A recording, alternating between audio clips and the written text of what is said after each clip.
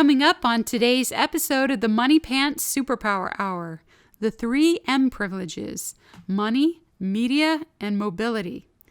We're going to talk about the second of the 3M privileges, media. Today, we're going to try to convince you that all media and devices in the home should belong to mom and dad. This includes TV, movies, internet, social media, books, and music. We're going to discuss some of the things to consider in your family council as your family comes up with rules about media in your home. We're also going to talk about how unfettered access to media can act as kryptonite to your kids developing their superpowers. All this and more, but first, the joke of the day. Today is actually 3 quick jokes about social media. Number 1, I want to make a Facebook account and the name will be Nobody, so that when I see stupid stuff people post, I can like it and it will say, nobody likes this. Number 2, behind every successful student, there's a deactivated Instagram account. Number 3, I wonder what Pinterest employees do to waste their time at work.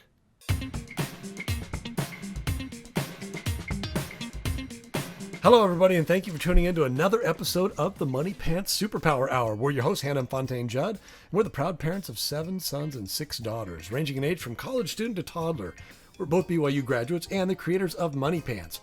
Head on over to CaptainMoneyPants.com to learn more about what we do and what we're all about. We believe every person on this planet has been given at least one superpower to help them accomplish their unique mission in life. But the only way to unlock those superpowers is through work ethic. That's when greatness happens. And that's where Money Pants comes in. Money Pants is the complete tool set for cultivating work ethic in all aspects of a person's life. Today, we're going to be talking about the 3M privileges. You know, the 3 things that actually the parents need to be in control of in the home. The 3 things that need to be limited in the home that kids should not have. Basically, the kids shouldn't have unlimited access to these 3 things. And they are money, media, and mobility. And the last podcast, we talked about why it's so critical to make sure that your kids don't have unlimited access to money. That's the issue is when kids have unlimited access to these 3 things, it's too much of a burden for them. It's too hard for them. It's actually not fair to put that level of responsibility on them. It's too much. It's just a little bit premature. It's too much for their little brains. They're still developing. They can have access to these things, but they need mom and dad to guide them and coach them through it. So just like when they're first starting to learn to drive, you're like, okay, here are the car keys, go drive and let me know how it turns out. Like, you don't do that.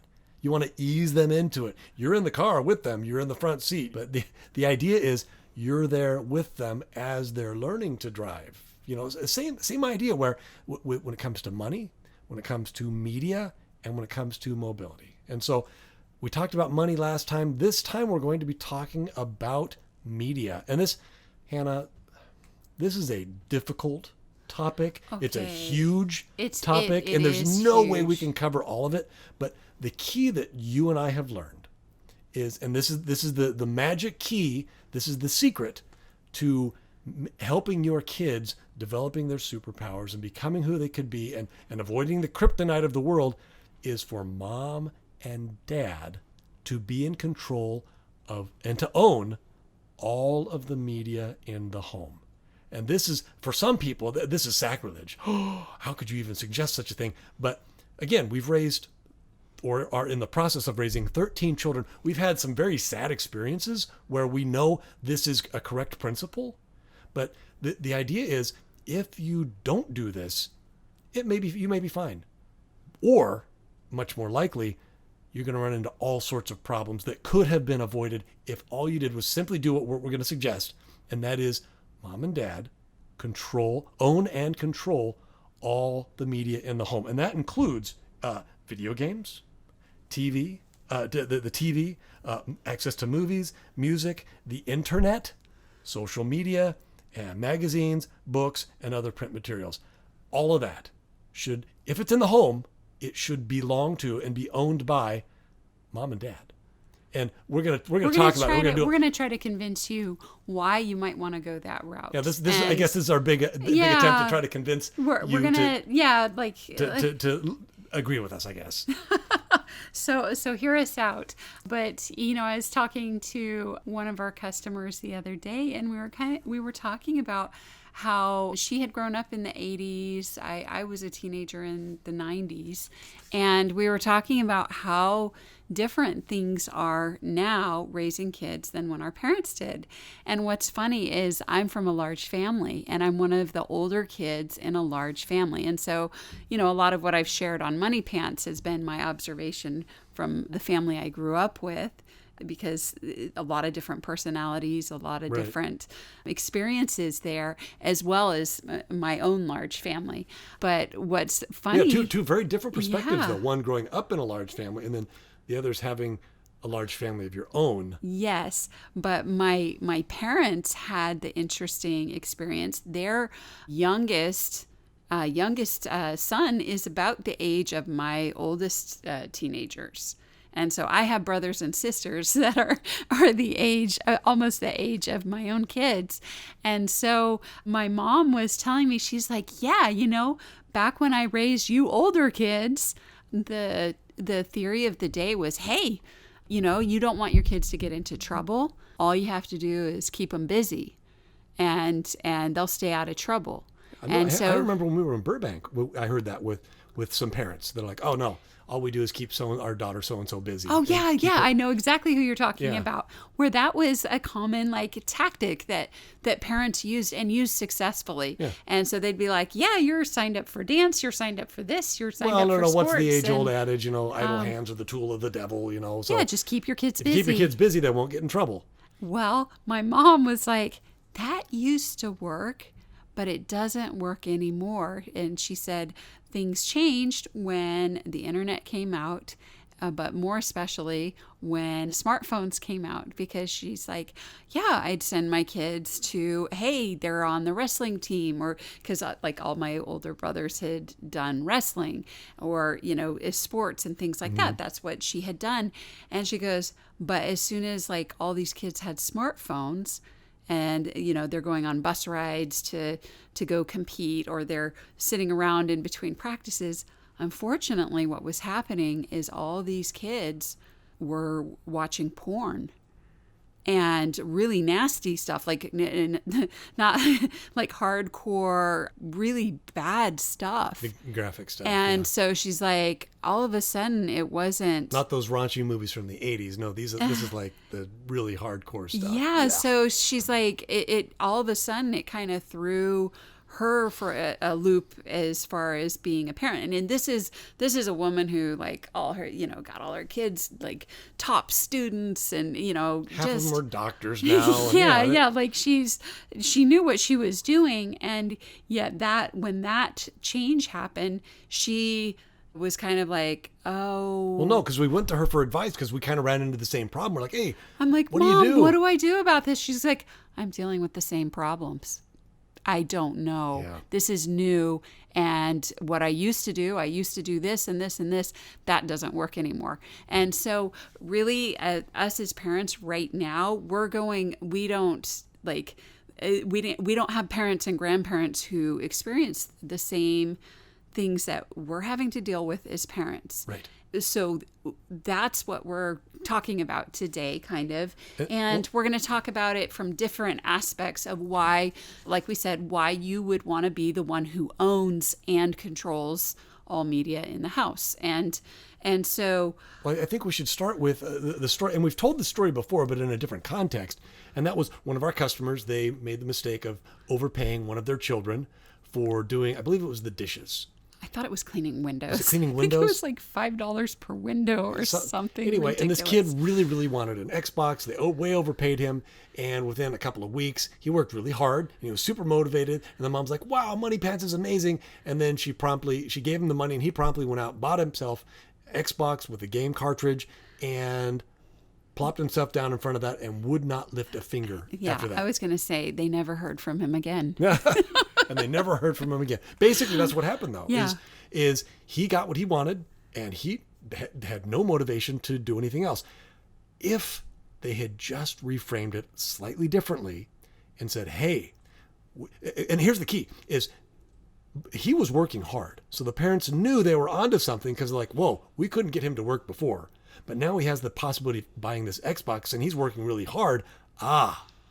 We've latched onto something. That they discovered, and I don't think they realized it because we never talked about it, but they discovered their kid's hot button. And every kid has a different one. For this kid, though, and a hot button is what that kid would do anything to get. Mm-hmm. And for this kid, it was this Xbox. Mm-hmm. And I think a specific game that he wanted. But it was the whole package, the Xbox plus the game cartridge or DVD or CD or whatever it was. And he worked really hard to get it. Well, they could have and should have reframed it just a little bit and said, hey, we know you want this. We're going to buy it for you. No, we're going to buy it. Sorry. Yeah. We're going to buy it and we will let you use it every week for 2 hours if you earn at least a certain amount of money on your Money Pants point chart, or if you get a certain number of mastery points, if you get your habit bonus and your job bonus. That's how they should have set it up, where mom and dad they still own it. They own the console as well as the game. Remember, mom and dad own all the media, and then the kids are the ones who are allowed to use it. Yeah, so like if you end up buying a game and you're like, this isn't an appropriate game or something, you can throw it away. It's yours, but you're in control. Yeah, if your kid bought it though, and it's inappropriate, and that's the other thing is if your kid's the one buying the media and you get it and you're like, hey, that song has bad lyrics or that movie has a bad scene in it, or I don't like the graphics in this video game, it's too violent, and you take it and throw it away, you're going to really damage your relationship with your kid because they're like, hey, that was my game. I worked really hard to get it. really hard to get that. And you just up and threw it away, and all of a sudden you're damaging the relationship, and it's a bad thing. Yeah. So we see avoid that. Just make sure mom and dad own the media up front. But also it was like, okay, yeah, you got him to work for 2 weeks and to work on himself and improve himself for 2 weeks. And then you kind of shot your wad on that. It's just, if you want to really leverage something like that, don't give it to them. And then now they have unlimited access. Make it a privilege. Make it it's yours. So it was a double whammy. Not only did they let him buy it, so it was his, but they also gave him unlimited access to it. So it just, don't do either one of those things. Yeah, and we've also shared the story of the mom with younger kids where she couldn't get her kids to... Well, hold on, before we go there. The whole concept is, Hannah, the supply and demand. Say you don't let him play the console all weekend. You say, no. You get your jobs done, earn your habit bonus, earn your job bonus, and you can have a 2-hour window where you can play the game. Yeah, and how much better would that have been for him? Because if he had to do his habits, not only would he be working on his work ethic every week, but he would be exercising. He'd be getting to bed on time. He'd be developing talents, maybe like developing skills at basketball or improving his grades in school. And or a musical talent. Yeah. And so it would have kept him more well-rounded as opposed to, now he's in his room all the time with his Xbox. All day, every day. And you were joking, but literally it was very similar to that he bought the Xbox and the parents never saw him again. And I think all of us can think of at least one kid that we know that's exactly like that. All kids aren't like that, but this kid was. And we all know kids that are like that, where they're glued to the computer screen, whatever game it may be. Yeah. So and it could be on a computer, it could be a game console, like it could be a phone. Personality. Yeah. But I guess we'll talk about that more in a minute here. But similar to that story of that young, I guess he was a tween when this happened. Mm-hmm. We've shared the stories of the mom with the younger kids where she couldn't motivate her kids to lift a finger, and she said, all they want to do is just sit there and watch cartoons. They don't want to do, I can't get them. I offer them this, so it doesn't work to reward your kids. And we're like, could just unplug your TV? Turn off the TV. Yeah, you're the mom. At that point, I'm like, I'm pretty sure you do own the TV, but it's a privilege.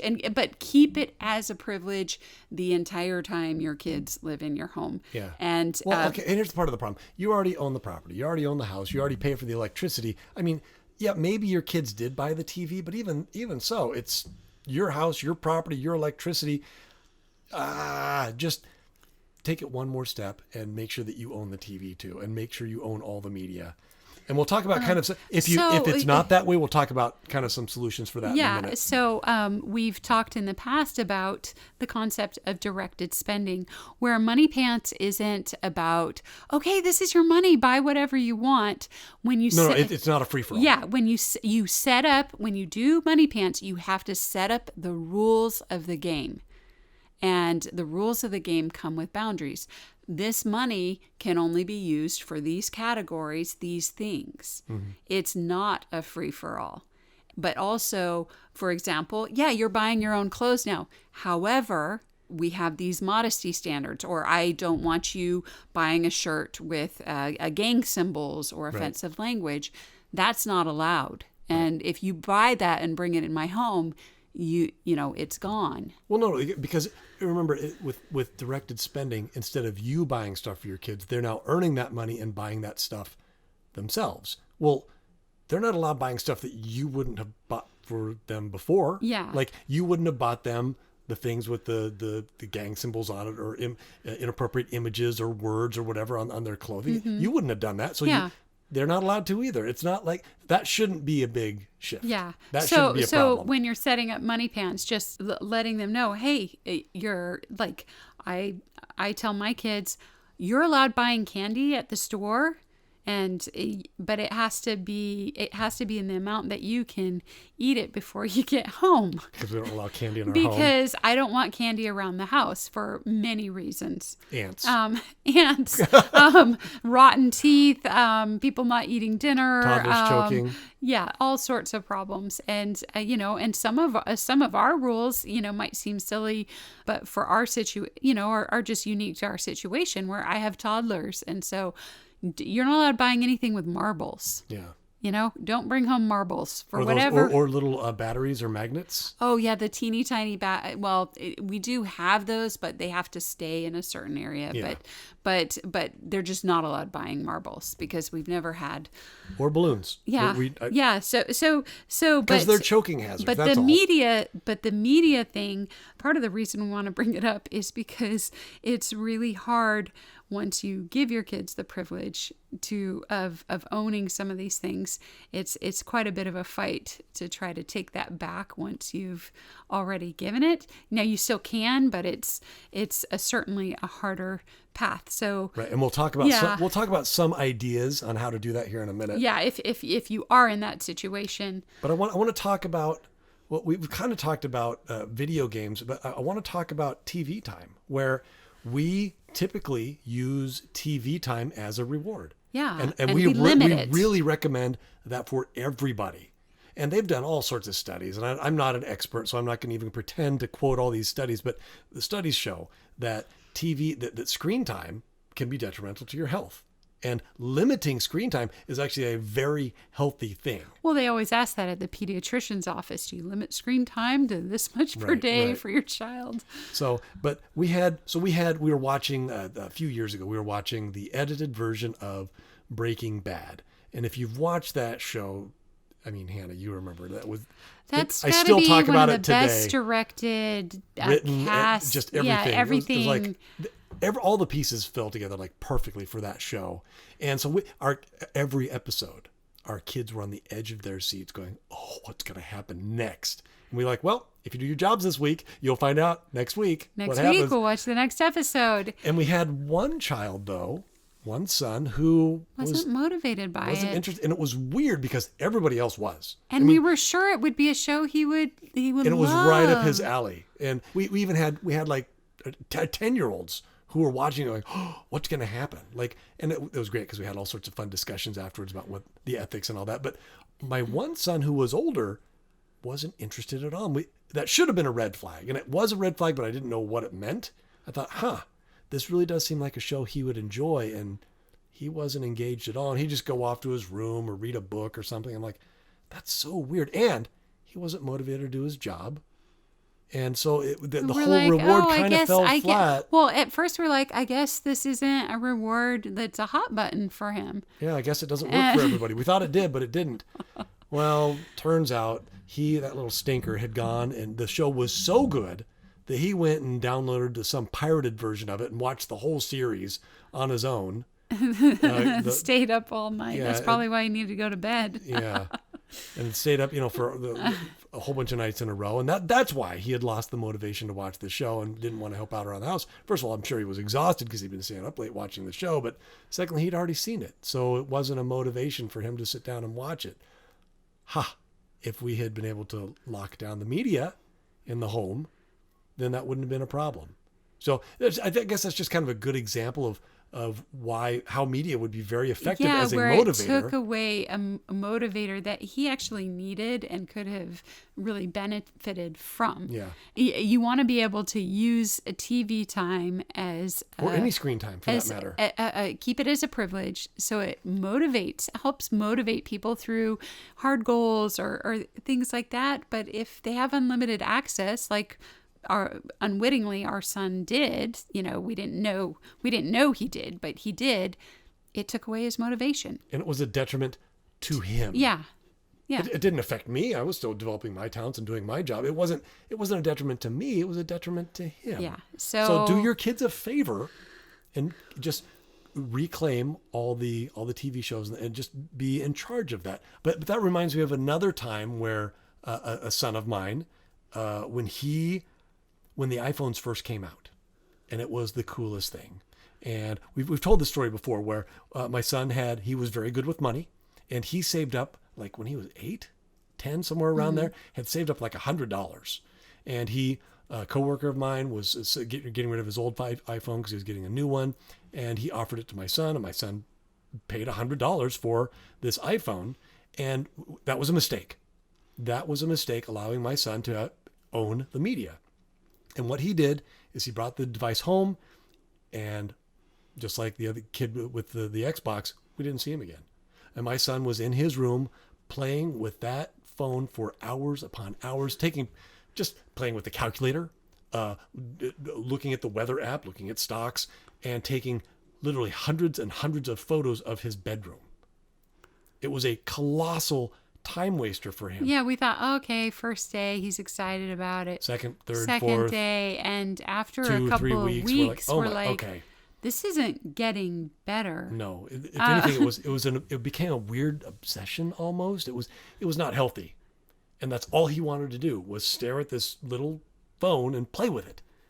It would have been much more effective if we had said, hey, if you get your homework done, if you practice basketball, if you work on your musical talent, if you do the things if you work on some of your goals, I'll let you play with it for 2 hours. On Saturday. But I should never have given it to him, because by virtue of him owning it, he felt like it would only be fair that he could use it whenever he wants. And that's partially true.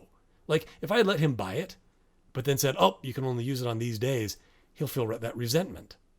Whereas if it's mine, and I'm like, hey, I'll let you use it, then all of a sudden it's a reward. It completely changes the dynamic, and I cannot stress how much we've tried this with kids of all ages, and as soon as they own it, all of a sudden when you try to set restrictions on it, it's seen as you're controlling me. Yeah. And this was mine, and this is rightfully it damages mine. The relationship. Yep. Whereas but they're right. It is rightfully. That's the problem. Yeah, they are right to a degree. Yeah, it is theirs. And so, I mean, granted, they're using changes. my Wi-Fi. They're using my electricity. They're in my house. But it doesn't change their brains. Again, their brains can't handle that level of responsibility and that processing of, well, it's mine. It's mine. Yes, but I get to decide. Yes, that. but son, you're in my house. Yes, Dad, but it's my phone. I bought it. Yes, son, but you're using my electricity. Yes, Dad, but it's my phone. I bought it. I'm your parent. I'm supposed to monitor this. They can't. They actually can't process that. So that hasn't worked out well. We ended up having to buy the phone back from my son. I paid him $100. I said, "Sorry, man, didn't work out." Gave him the $100, and off we went. He was devastated. Yeah. And he thought we didn't love him, and he was all upset about it. But that was we tried it out. That was the very first, I think, time where we were like, letting our kids own the media and the devices, that's not a very good idea. Unfortunately, we didn't totally learn our lesson, because later, And we kind of chalked it up to him being immature and Yeah, and too we were young. like, oh, he was too young. Later, though, Hannah, Well, we had a lot of parents though go, I would never give a lot of people do give their children iPhones, like young children iPhones now. When we did it, it was unusual because they were brand new and really expensive, and not very many people had them. But nowadays, a lot of people are giving their very young kids phones. Well, in our defense, nobody knew anything about mobile devices and smartphones. It was brand new. It was a rookie mistake. But I'll see a lot of people will say, "Oh, as soon as my kids are this age, then they can have their own phone." Right. And that was kind of what we were, that was the next logical step that we took was, okay, yeah, too young for a phone, but how about when they turn 16? Yeah, because you can drive. And they get their first job. Yeah, you can drive, you can get a job. No, I'm missing a step. After that, we thought it would be a safety thing, a good safety thing for everybody to have a phone. Well, that's true. Oh, that's true. And we ran into, it ended up being unsafe. But we didn't seek that one out. Yeah, we didn't seek that one out. Somebody gave that one us landed phones. in our lap. That was actually kind of foisted on us. But that's when I made the realization that I actually, I'm very busy. I have. You realize that? I do. I'm cooking, and I have a lot of responsibilities and a lot of things going on, and I realized smartphones and the computers, I actually don't have enough time to keep up with what they can do. Yeah. Where I was naive and thinking, oh, you set restrictions on the phone and then it's fine. Mm-hmm. And you can just say, hey, you're just going to have access to this. So naive. I didn't realize that every single kid at school goes, oh, you have restrictions on your phone? Oh, here's how you override it. Or they just Google it. And so we haven't had very much luck. But I realize, gosh, this is more, I don't have the ability to keep up with all the Your kids things. do, though. That's the thing. But my kids have all the time in the way world. more time than I do. They have all the time in the world to look up how to hack mom and dad's passcode. I remember one that was a young lady who had posted all the different hacks she had to getting the passcode to undo all the restrictions her parents had put on her phone. One, she said, oh, before you hand over the phone to enter in the passcode, just coat the phone with a light layer of oil, and then you'll see where the fingerprint marks are when they enter in their passcode. I'm like, oh, that's just all sorts of sneaky. Yeah, there's just a whole bunch of, I had a kid once.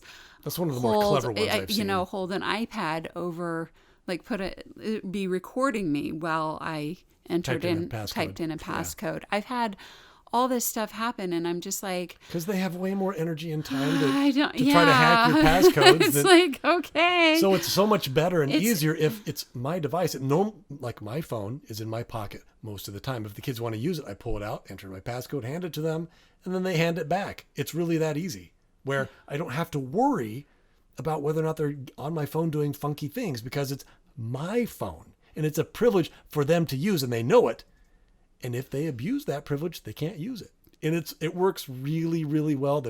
I'm not damaging the relationship. They don't feel slighted if they're not allowed to use it. Because I'm like, no, I'm using it right now. Sorry. Or no, you know what? Last time you were looking at this on the internet and you weren't supposed to. So nope, I'm not going to let you use it this time.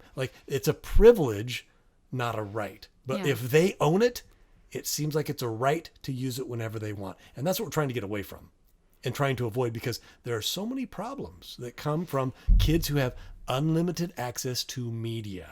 Well, even if they don't own it, if you previously had the rule set up of, you can use it whenever you want, mm-hmm. even that is hard to back away from. Where we, this past year, decided, oh my goodness, we really need to make sure all our devices are safe. And that we know where they are, we know what's on them. Well, part of it is that they're mobile, so they could be in the backyard, they could be in the bathroom, they could be in a bedroom and looking up stuff that's inappropriate, and no one's the wiser. Yeah, and so we came up with a system. Hannah, I don't want to say that we're fear-mongering, and that's not what this is about, but, the internet is an amazing and awesome and glorious place, and I have I love it. I love the internet. The amount of stuff I have learned Oh yeah. from the internet. There's YouTube and Stack Overflow and all these different things where these are places I enjoy going to expand my mind. And you've got all the kids' classes and things like Duolingo and Mathematician. Oh yeah, and I use the computer with the kids all the time. Unfortunately, there's also a lot of really bad stuff on the internet, whether it's pornography or violence or weird mentalities and thoughts and people hurting each other, and you don't need that. And so here's the problem: your kids are going to be exposed to these things. If they go looking for it, they're going to find it. That's just how it is. But you, as the parent, should not be expediting that. Don't make the mistake of saying, "Hey, here you go." Well, it reminds me of one time there was a problem where we had a coach who was saying a bunch of things he shouldn't have been saying and cursing, and he was coaching really young kids, Mm-hmm.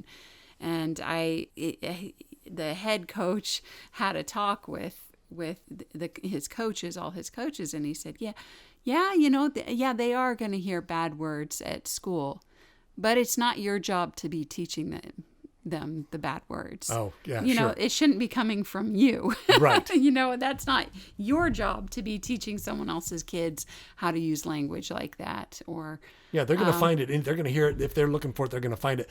Don't you be the one introducing it to them. yeah, That's not your job. So I like that. But I want to go to kind of the idea of when, again, because I can still hear some parents when they're listening to this going, you know what, that's not my kids. That doesn't apply to my kids. You know, they're more mature than your son was when he was 8 years old using the phone nonstop. My kids are more mature. And we did, Hannah. We went through that thought process of, when they're more mature, then they can handle the social media and the unlimited access to media. And unfortunately, that didn't work out. Where we had our daughter who was being incredibly responsible. She went and found a job. She worked there for an extended period of time. She saved up several $100s and shopped for what she wanted, the exact iPhone that she wanted. It was used, but she shopped around, got a great deal.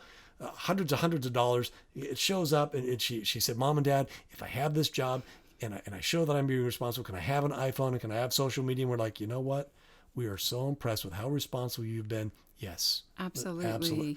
You're at the age now where And it would be a safety issue. You go on a date, you'll have a phone with you. We'd feel safer about that, because she's going into the dating age. And if she's off on, a dance team but or you whatever. also need it for work. And she needed it for work, so your work can contact I you. felt good about that. And we said, and you can have these 3 social media platforms. Because, even when we originally signed up for this, we said, we looked into it and we're like, some social media platforms are a no-no.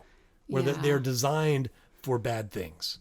And we're like, we don't want you on those. But these 3, they're innocuous, they're open.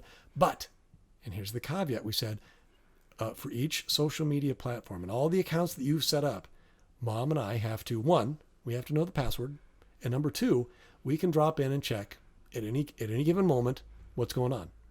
And you know what is interesting? Is she signed off and they should ask whatever you want, Mom. Absolutely. 100%. And we've read articles now in the paper over and over again that's good policy. Yeah. If your kids have social media, if your kids are online at all, you should be checking in on them periodically. That's a healthy thing to do. And if the kids don't want you to, that should be a red flag. If your kids don't want you checking their history, or if they're always in incognito mode, that's a red flag. Something's going on, and you may want to lock down the computers and go, you know what, let's just take a break. Let's step back for a minute. You can use the public computer that's, bolted here to the wall where everyone can see as we're walking by. Because right now, having a computer in your room, maybe not the best idea. And just maybe take a step back. That really helps for some reason when have a community device, a community computer where everyone can get on the internet and it's all a shared account and it's kind of a public account. When people are walking by and it's in a public place, for some reason that really has a tendency to help with any sort of shenanigans that may be going on. Or, if your kids need to text a friend, you can either let them use your phone, which I don't know, I have mixed feelings about that. My kids using my phone because then their friends are texting me and it's weird. I'm like, I'm at work and I don't like that. Or maybe have a family phone that all the kids use, but it doesn't belong to the kids. It still belongs to the parents. And it's a privilege. Again, going back to this whole idea of the media and the right to use it, or the media and the ability to use it is a privilege, not a right. And because it's a privilege, it can be lost. And so the kids are, and because mom and dad own it, the kids don't feel that it's a right. And it just puts the control back in the hands of the parent where it actually belongs.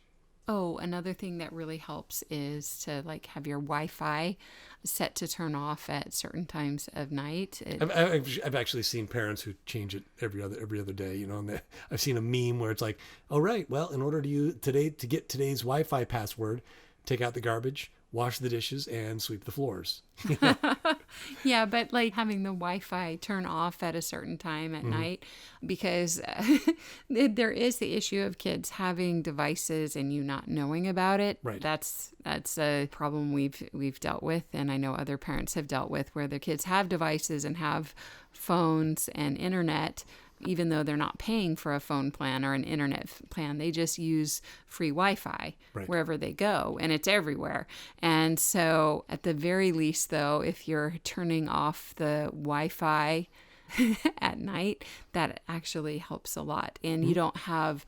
There's no anxiety about what's going on in the middle of the night. In the middle of the night, because that tends to be a time, I read in the Wall Street Journal that especially like during the lockdown, during COVID, a lot of very young kids were getting on the computer in the middle of the night, like 1 a.m, 2 a.m. And a lot of stuff that was going on was really inappropriate. Well, what's the rule? Nothing good happens after midnight. Yeah. So at least maybe your kids will be thinking clearer and not doing as stupid of stuff on if you have the Wi-Fi at home limited.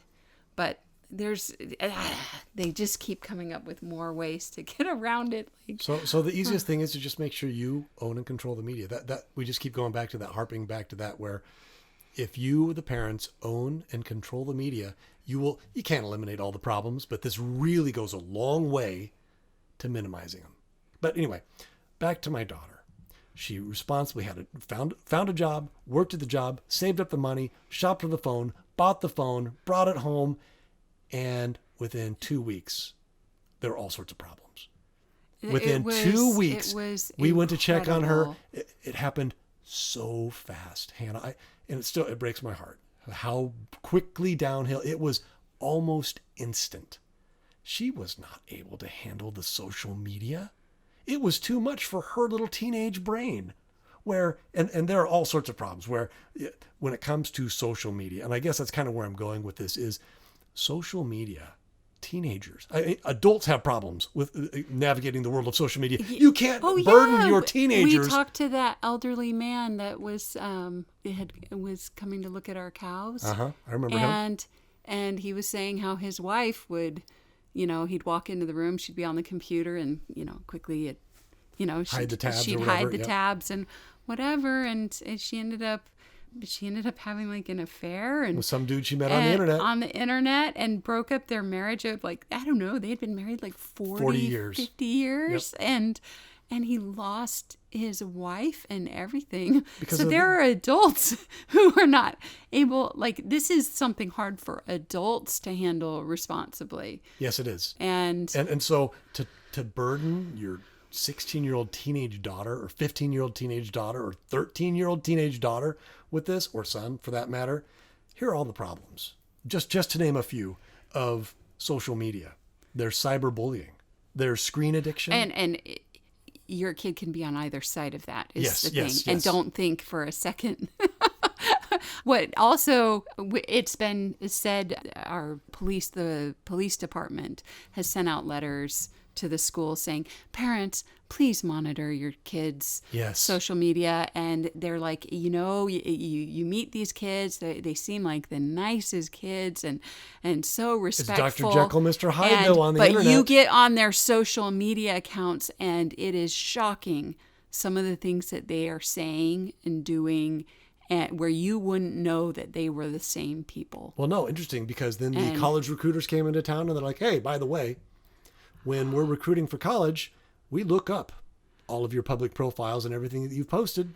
And for some schools, they have a stack of papers, everything you've liked, every comment you've made. And so, yeah, we had 2 boys at our high school who were Being successful recruited. football players, and they were shocked because when they went to these schools that they really wanted to play for highly rated schools that they wanted to play football for, and waiting for them was a stack of paper. Some people's stack was little, some people's stack was big, and it turned out it was everything they had ever posted on social media.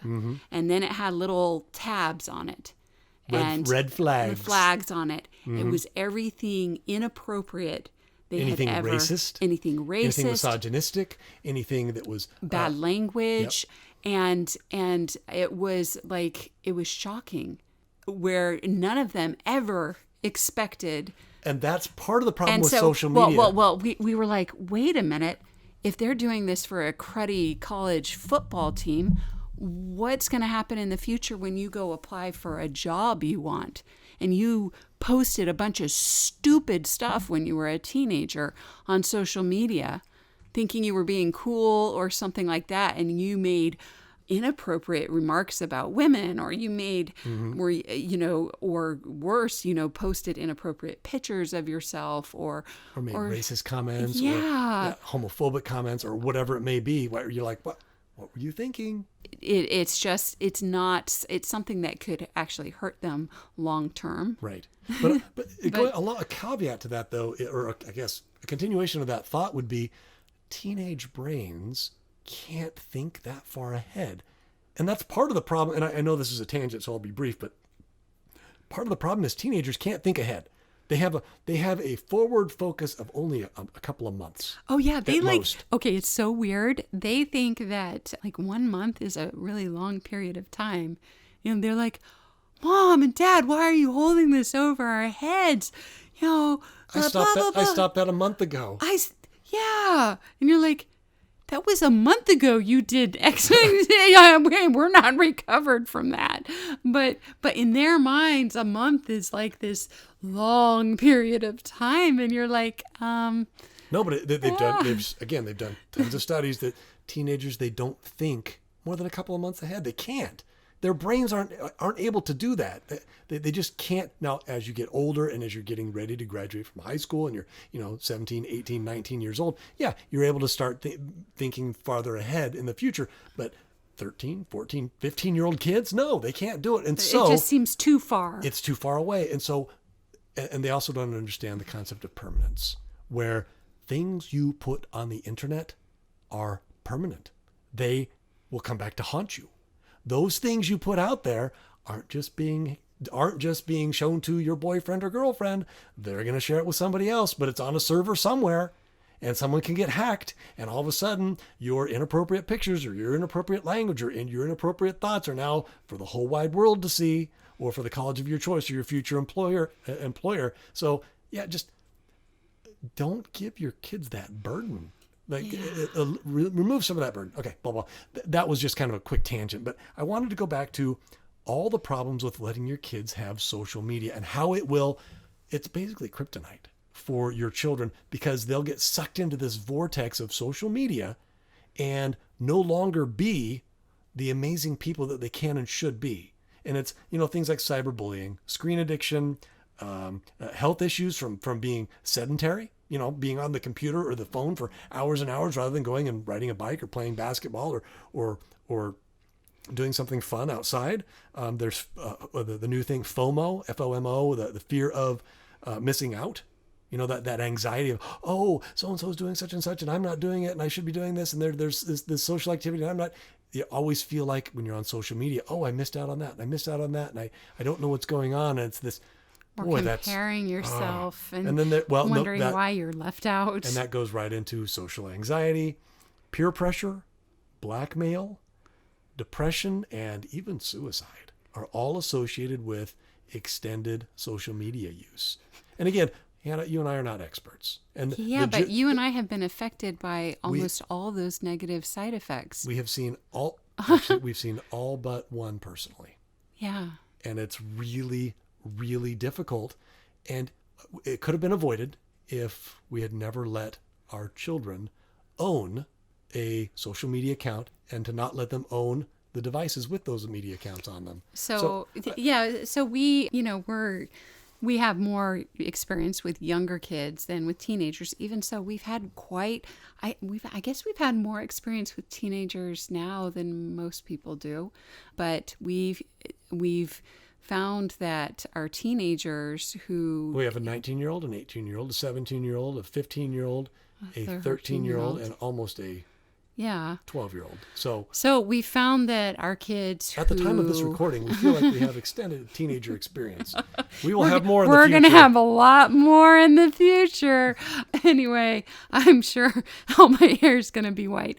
Anyway, but my point is that when our kids who we let have, our older teenagers who we let have social media and phones, were not as happy as our teenagers of the same age who didn't have social media and did not have phones. Now, that's anecdotal, but it was for Hannah, for you and me, it was day and night. Yeah. Where the kids who were on social media and in that little world were infinitely more upset, angry, sad, depressed than the kids of similar age. And it could be that it's just different personalities. Yeah, it could be. And so, this is, just maybe it just happened to be this way, but it has been so different that for us, we're like, oh my goodness, they are so much happier. They're working on their talents. Mm-hmm. They're actually more social. And they're actually more social than they're not on social media. They're very popular. They're very popular in school, and it hasn't affected their popularity or their ability to do well and interact with their peers. Right. Well, and so, because that's always a fear. Oh, but everybody else has it. Other people have it. So if your kid doesn't, they're going to be left out. And that's not true. It's not true. Not true at all, actually. If people say that to you, they don't know, because I've now witnessed it myself. The two that have gone through high school and did not have that are very happy and very social and very popular. Now, but you said, Hannah, that the two kids who had social media were way more upset and dour and depressed and angry than the two that didn't. And that could be personality. And you're absolutely right. But we had another experience with one child where she went from being a happy child to a miserable child back to being a happy child. And what happened was, during a brief period, we made the mistake of allowing our kids unlimited access to the internet. We had no filters. We had no time limits. We had some filters. But for the most part, and we didn't have any time limits. And this one daughter went from being your typical teenage girl to being an extremely dour, upset, negative teenage girl, and we couldn't figure it out with until nothing positive to say. And it was almost overnight, this change, and we're like, what in the world? Within just a couple of weeks, she went from a regular girl to a Kristen Stewart from Twilight, dour, mopey, just bleh. And we thought, oh gosh, it's her being a teenager. It's a phase. Until one day, I caught her on the computer, and I listened to some of the music she was listening to, and I'm like, this is garbage, first of all. It wasn't music that we owned as a family. It was just music she was getting off of YouTube. And it was promoting things that we don't agree with, and it had a very strong vibe that I don't prefer in my home. And she was also, this same girl, was also reading these teen fantasy books where the characters were treating each other like garbage. And this cute little daughter of mine was acting out what she was listening to in the music and what she was reading on the page. And you know what the solution was? All we did, Hannah, was we're like, oh, you know what? It's time to put all the computers away and limit the access, and also no longer going on those sites. And that's exactly what we did. Yeah. The computers that could be taken around, we ended up limiting what sites they could go to. And so they could only go to certain sites. And the effect was amazing, because all of a sudden she went back to her normal teenage bubbly self. Her personality went right back to the way it was. And Hannah, the way we saw she it. started treating her siblings Oh my was like gosh. completely different. Yes, where it went from she was so negative and And disrespectful to adults too. Oh, that was the other Yeah, thing. because like we'd have teachers and stuff, and so for her, all we had to, because we already owned the computers, it wasn't a big deal.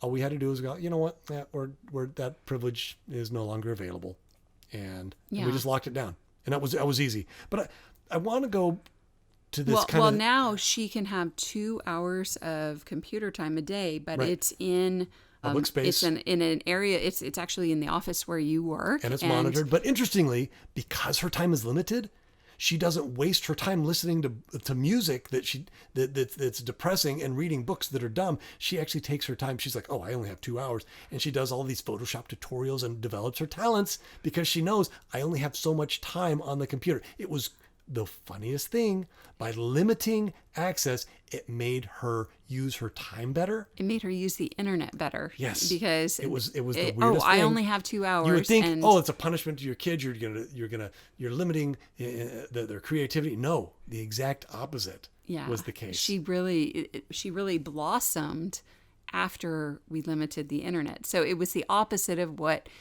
you would think would happen. It's really weird, but it's But true, that's and we've what experienced happened. it. But so I think it does show that media has an effect on people. Absolutely. And you know what? I worked in Hollywood for 18 years, where I saw firsthand how they make music, how they make TV shows, how they make movies. It's not an accident. It's not some people in a room recording and having fun. No, it is very calculated. It is they have it down to a science, Hannah. They know exactly what they're doing and how to affect people's moods. They know how to make people happy. They know how to make people sad. They know how to make people feel all sorts of emotions. They have it down to a science. It is big business here, and they know exactly what they're doing. And so if someone were to try to convince me that, the music people listen to doesn't affect them, I say, bologna sandwich. That is a big, fat bunch of bologna. I know better because I've seen it with my own eyes. I've done it myself. I know how to manipulate media and stuff to make people feel things. That's what we do professionally.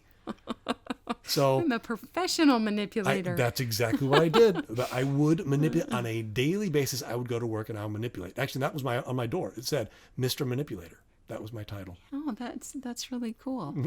No, that wasn't my title. But the idea is Hollywood knows what they're doing. But I want to go back to this idea of limited versus prohibited, where in our family, obviously, music, TV shows, movies are not prohibited, but they are limited. But there are some things, and by limited, I mean mom and dad control when and where and how and what the parameters are for when they're being consumed. And it helps, and we use those things as leverage to get our kids to better themselves. But there are some things that are prohibited in our home. For example, pornography. That's just not allowed. We don't allow pornography in our home. And so when the kids, if they own their own devices, what's to keep them from downloading or buying or viewing pornography?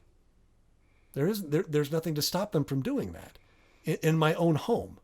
But if I'm the one who's in control of the devices, I can, at least to a degree, limit that and make sure that doesn't come into my home. Yeah, at least kind of make it so your house is a sanctuary from that. I get exposed to that at school or whatever, but isn't it nice to be able to come home and have a space where that sort of garbage isn't, there's that respect for human life and Right. respect for people's bodies and not that stress of having that around. Well, and the same thing, but the same thing goes with like video games or music or anything else where we don't have music with certain words in it. That's not allowed in my home. It brings a bad feeling. It brings with it a bad feeling. Or ultra-violent video games where just don't need that. We don't allow that in my home. So some things we limit and other things we prohibit. And every family is different, but it'd be a really good idea to get, again, in family council, get everybody together and say, hey, you know what, Mom and I, we've talked about it and these are our thoughts. We think that these video games are fine, but these ones, yeah, you know what, they're not allowed anymore. Or, these movies, we've had these for years and these ones, you know what, we don't need those in our home. Whatever it is, you need to kind of delineate between limited versus prohibited. But we think everything, all the media should definitely be limited. And some should be prohibited altogether. And that's a personal choice of what you want to prohibit. But you might as versus well limit. be specific about it and be deliberate about it and sit down and talk about it. Yeah. Okay. I also want to talk about when you're coming up with what's limited versus prohibited, consider what is kryptonite for your children. For some kids, TV is kryptonite, where as soon as you turn on the TV, they zone out and they're gone. Maybe that's not a good reward for them. Maybe you're fueling some sort of future addiction. Maybe you don't want to go there. Same with video games. Other kids, TV is a reward. Great. But, and Hannah, you had, you know a person who, when the TV would turn on, they would sit there and they would never get up. If there was a fire, they would get burned alive rather than get up and stop watching TV. That it was just an addiction for them, and it would have been better if the parents of this individual would have come up with a better reward, a different reward for him, because he just had, that personality where TV was, unfortunately, it was not a good reward. It should have been prohibited for him personally. And that depends on the kid. For some kids, maybe video games could be a reward, and others, no, that's a bad idea. You don't want to go down that path with them, because it's kind of similar to alcohol, where some people are like, oh, I drink socially. I drink, a glass of wine, whatever. Yeah, once a week or when I'm at a party or whatever. Whereas other people, they have one glass of wine or an alcoholic drink, and they're an alcoholic. Yeah. And they can't, it ends up controlling them. And so different bodies, different personalities, have different weaknesses. But the cool thing is, as parents, you have unique insights into your children. So you can know, and you can learn pretty quickly, like what things you should have in your home and that should be a reward and should be limited, or what things, we're just not even going to go there. We don't need that, prohibited, don't need it in our home. Quite a few years back, a construction worker was at our house, and he was commenting about my kids. And I said, "Oh, do you have kids?" And he was older than I was, and he was like, "Yeah, I have, an older son or whatever." And then he got really serious, and I don't know why he shared this with me, because we had just met. He said, the biggest mistake I ever made as a parent, and this was a guy, he didn't seem like ultra religious, but he was kind of sad. And he said, the biggest mistake I ever made as a parent was giving my son a TV and a DVD player for him to keep in his room.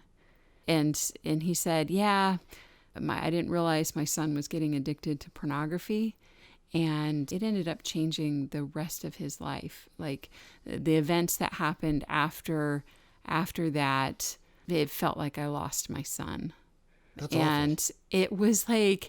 It was really sad, where it was like, I think he was looking at my kids going, I wish I could go back to this time and I could have my kids like this and never have made never opened that door. And it was a present, it was a present. It was something, because he wanted to do something nice for his son, and it ended up hurting his son.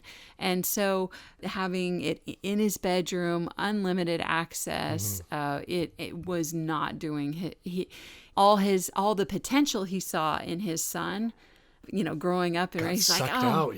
It ended up not going in the direction that this dad wanted, and it was really sad.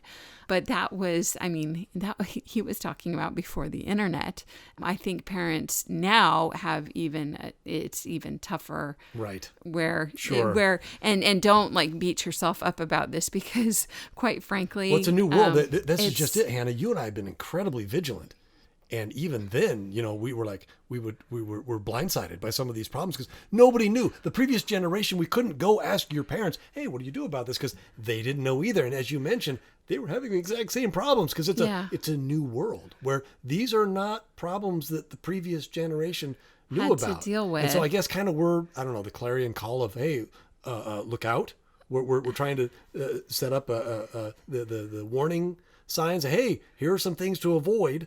But a lot. So far, I think we've kind of touched base on video games, TV and movies, music, internet, social media. We haven't really talked about magazines and other print materials, but we did kind of mention books. But now I wanted to talk about, as we mentioned earlier, what to do. Well, Did you have a comment? yeah, the one comment I had about books is it's funny, growing up in the 80s or whatever, I wouldn't have thought it a big deal for my kids to have their own library card. You're like, yeah, sure, you're old enough to have your own library card to return the books responsibly. But I was kind of troubled when I realized my kids in high school could get their own library cards for the high school library, only to realize that they had like erotic teen fantasy books at the library. What the heck? And I'm like, whereas when I was a kid, they kind of kept things classy at the library. They didn't have school library, but a school library. And so grief. where like the parents have no monitoring, all the kids have a library card and unfettered access to some of this stuff I would never ever want in my home. Mm-hmm. Or have your kids exposed to. Or give permission for my kids to check those out. But the same thing with the public libraries now.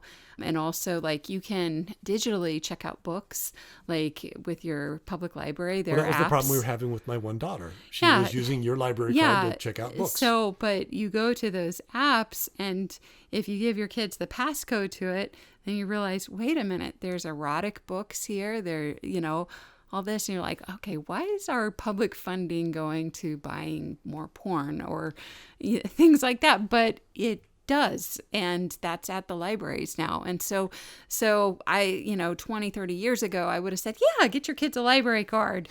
That's good for them. That will help them. Not anymore. Times have changed. We're kind of in a different era. We're in a different era, and so it's things happened very aren't quickly. the same. Even since we started having children, it's changed. Yeah. So, but okay, so we promised at the beginning that we would talk about what to do if you've already gone down the path and your kid does have a TV in their room, or they already have an Xbox, or they already have a phone and they have a bunch of apps and they got a social media account. What do you do? Well, quite frankly, there's only one solution, and that is adoption. Ship them out and let somebody else take the problem, because there's nothing you can do. No, it's not going to be easy, and it's not going to be pretty, because what's going to happen is kids become very attached to the things, and that's just human nature. What you're going to have to do, again, going back to the whole family council, say, hey, you know what? You have infinite potential. You are an amazing person. You have these superpowers, and we want to reward you for developing those, and work ethic and all these, and it's going to help you in the future, and we're mom and dad, and we love you, and this is what we want for you. Unfortunately, there's a couple of things that are going to happen. One, and this is what we suggest. We suggest a buyback program. Say, you know what, Johnny, I appreciate that you bought this DVD player, or that, Grandma and Grandpa bought you that TV for Christmas, but it's not, we're locking down the media. Mom and Dad, as effective immediately, Mom and Dad are the only ones who own any media in the home, including the devices that play the media. And that means that we now own your TV. We're going to pay you, fair market value, whatever. And your kids are going to yell and scream and be so upset. But you know what? If you do it in a spirit of love, and they know that, they may fight you, but deep down inside, they'll know, you know what? Mom and Dad really do care about me, and they want what's best for me. And hopefully, if they have a modicum of sense about them, they'll know deep down inside it's for the best anyway. Because they were wasting time watching stupid shows, or they're wasting time on social media, or they're wasting time texting well into the night, or whatever it may be. And they'll be like, you know what? They may never admit it, but they'll know, and they'll appreciate Mom and Dad really do care about me. They really do love me, and they really do want what's best for me. And then, of course, once they start developing their talents and abilities. And there's some kids that'll never see that. Yeah. Well, hopefully. This is best case scenario. Best case scenario. On some level, though, they cannot deny that Mom and Dad do care about them. Mm-hmm. So, and that's what we suggest. If your children own some of the media or some of the devices in the home, do a buyback program. Yeah. And put that money into their savings account and say, you know what, this is going to go into your spending plan. You'll be able to use that to buy towards Scout Camp this year, or towards dance camp, or towards your clothing budget, or whatever it may be. And that's what we suggest. But it's once again, it's easier if you don't have to do that. Well, like if you don't have to go backwards, it's Right. easier to prevent, like not even Right. go there in the first place. But And that's just it. There are clearly some limitations to using this approach because you can't keep your kids from getting phones. Like their buddies at school give them a phone, or just grandma and grandpa will try to sneak them a phone, or whatever it may be. That you can't, or they'll go to the public library and they'll get their own card, or they'll find ways around this.